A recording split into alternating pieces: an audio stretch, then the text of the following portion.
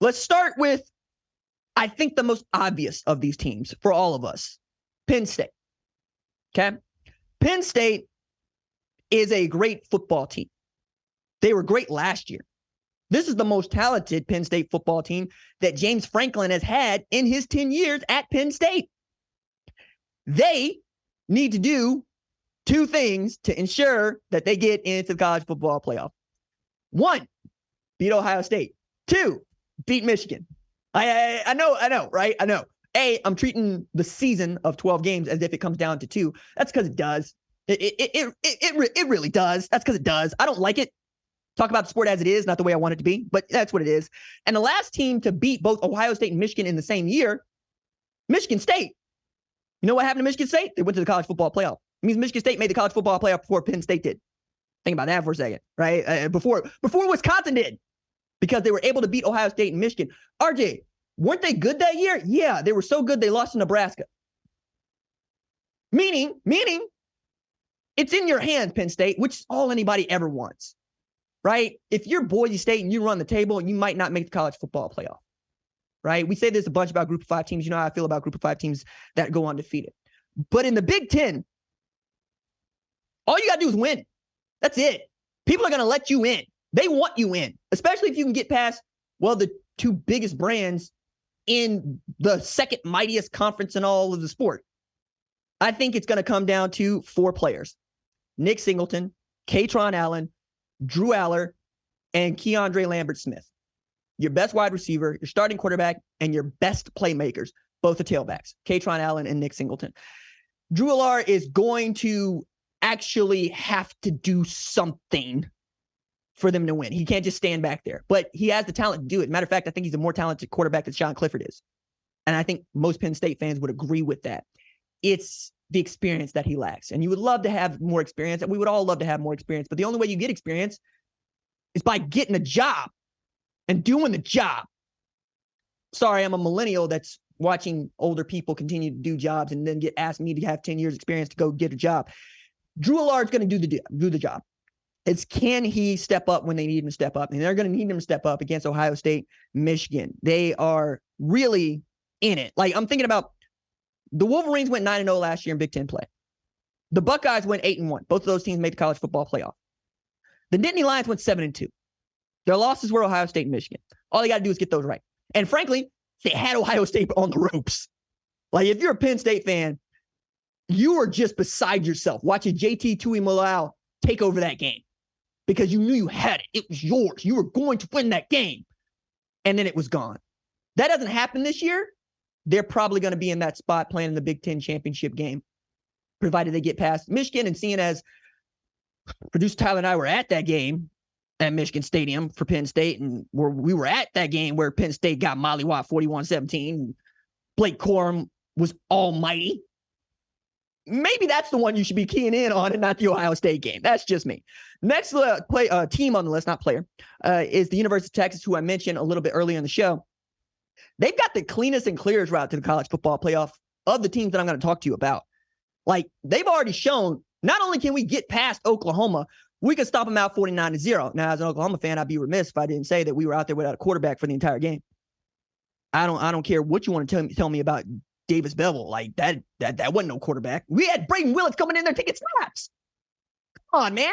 You're going to stop on a team that doesn't have a quarterback 49-0, especially at Oklahoma, where quarterbacks kind of become a really big deal. Heisman Trophy winners and such. Number 1 overall picks and such. That ain't going down this year. I'm 49-0. All right. You can get past Oklahoma. But you can't seem to get past the private Christian parochial school in North Texas. I'm sorry. It shouldn't be that funny, but it is, because Texas Christian was a Mountain West school like 10 years ago. Not 10, like 15 years ago, right? Another team that ran the table, went undefeated, didn't get to play for a national championship, right? 13-0, Andy Dalton won the Rose Bowl, didn't get to play for the national championship. But Texas Christian loves beating up on Texas. And Texas Christian fans love beating up on Texas. So much so that when University of Texas told everybody they were going to the SEC, president of the university got called before Texas legislature. One of the representatives, Lois Colkers, is a Texas Christian alumna. And she went out of her way to remind the president of the University of Texas, yeah, but y'all ain't been able to beat up on Texas Christian. Why are you running from Texas Christian? And then last year, Joe Gillespie in that defense gave Bijan Robinson and Steve Sarkisian the what for. Got to win that game.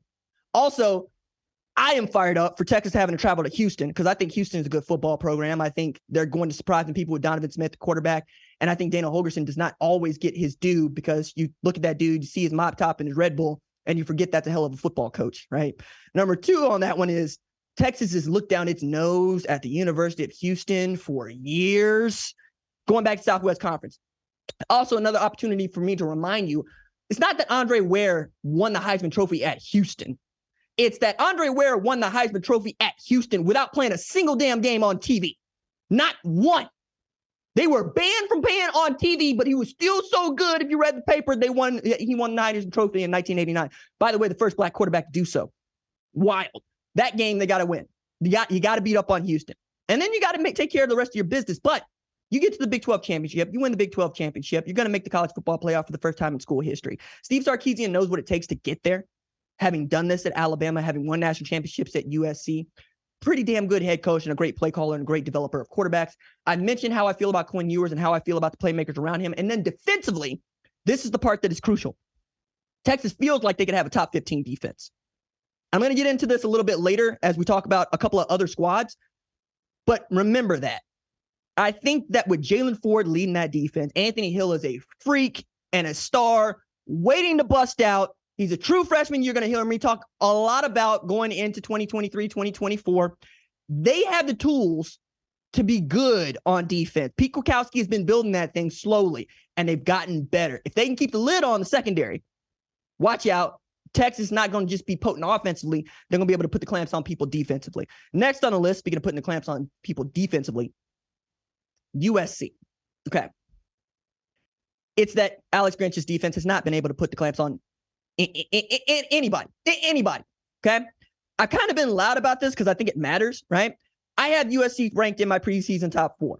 Why? Because of Lincoln Riley and the quarterback. If Lincoln Riley has a Heisman Trophy caliber quarterback or a Heisman Trophy winning quarterback, in the case of Caleb Williams, it's a playoff team. We saw that at Oklahoma. He did it repeatedly. Baker Mayfield. My goodness, right? You get there. You get beaten double overtime by Georgia in a Rose Bowl that I'm shocked anybody remembers. It's the stupidest game of all time. Silly. Why do we even talk about it? You do it again with a guy named Jalen Hurts, who lost a job at Alabama, showed up, became the dude, took Oklahoma to the college football playoff, and finished as the runner-up for the Heisman Trophy. Then you're bringing in guys like Spencer Rattler, who was good enough to start, got the hook. You bring in a guy like Caleb Williams. It's another developer of great quarterbacks. And that dude has always been about winners because he's a winner. It's a man who has not failed to win 10 games or more in his entire career. That's what we're betting on here. Problem with all of that, the bugaboo, the fly in the ointment, the turd in the punch bowl is the defense. Okay. Alex Grinch's defense has not been good at stopping people scoring the football. The best statistical year that Alex Grinch's defense has had since Oklahoma is 2020, and they finished 28th in scoring defense, which is mostly a junk statistic because not everybody played 12 games. No, nobody played. And I'll take that back. Alabama did, right? But Alabama's the only team that I think gets to call 2020 a full season because they played a full season and went undefeated, and it's remarkable what they were to do. Not to mention, nobody tested positive on that team that counted for Alabama all year. That's really remarkable. But I'm also looking at this going, you can't be 94th in scoring defense and expect to play for a national championship. Maybe you can expect to make the college football playoff, which is why I have them here, because I think Caleb Williams going into a magic year with the tailbacks they have, guys like Raleek Brown being back there, and you know what kind of players they have at wide receiver. Mario Williams, I think, is going to have a breakout season. They added great players out of the transfer portal. It's going to be fine. It's going to be fine offensively. They're going to win more games than they probably should, and they're going to get takeaways. They're going to get tackles for loss because that's what Alex Grinch's defense does really well. Get into the backfield, put people on the ground, and take the ball away. But you can't depend on taking the ball away because it's an opportunistic statistic. You can't go into a game saying we're going to get 3 takeaways. No, nobody does. You go into a game looking to get stops. You count punts, not takeaways. You count how many times you get the ball back to the offense, not takeaways. Okay. However, that needs to happen. It's also important to point out here that you have to have a top 15 defense if you want to win a national championship. And that gets to be kind of a junk statistic as you get in the college football playoff, because obviously Texas Christian did not have a top 15 defense and yet made the college football playoff. But that's not what you're seeking if you're USC too. You're not seeking to just make the college football playoff. You're seeking to win national championships. But if the defense is even casually good, USC makes the college football playoff. You know how I know that?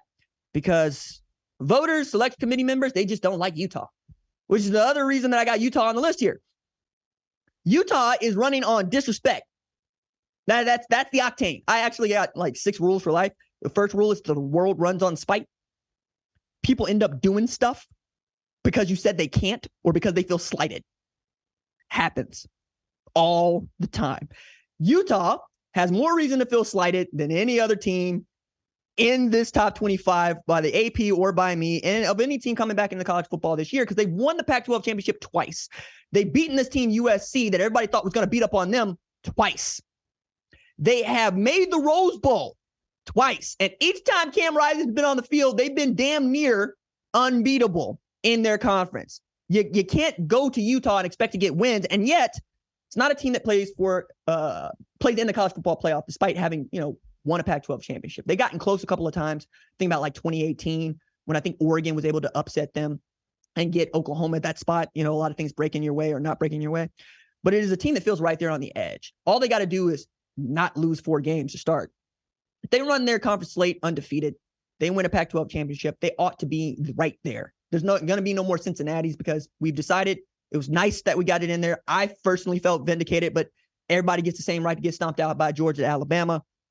That is what it is. I would love to see Utah, another great former Mountain West team like Texas Christian, make it into the college football playoff this year. They certainly play a really tough brand of football. Anybody who's watching Utah football feels good about it. Like it's the kind of football that I grew up watching in the 90s, where the quarterback is a get or done type, the type that just comes out and says, we're not going to lose today. And the running backs carry the mail. And the defense says, not today. Defense just straight up says, not today. You might go up on somebody else, but not today. And if you do go up on us, we're going to take it personally, right? And the offense can get hot and actually put some people to bed. Like I'm thinking about putting up 47 on USC for starters there. Next team on the list that I want to talk about here is Iowa.